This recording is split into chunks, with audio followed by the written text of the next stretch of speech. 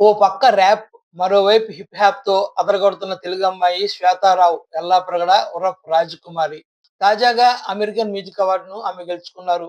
ఈ ఘనత సాధించిన తొలి భారతీయ అమెరికన్ మహిళగా ఆమె చరిత్ర సృష్టించారు. నుదుటిన బొట్టు, భారతీయ తుట్టిపడేలా కట్టు, పాశ్చాత్య ప్రపంచాన్ని పుర్రూతలూగించే అమెరికన్ యాస ఇవి రాజకుమారి ప్రత్యేకతలు.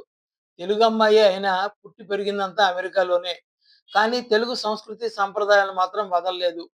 5 ఏళ్ల వయసు నుంచి కూచిపూడి, కథక్, భరతనాట్యం వంటి నృత్యరీతుల్లో ప్రావీణ్యం సంపాదించిన ఆమె దేశ విదేశాల్లో ప్రదర్శనలిచ్చారు. 14 ఏళ్ల వయసొచ్చేసరికి హిప్ హాప్ డాన్సర్‌గా గుర్తింపు తెచ్చుకున్నారు.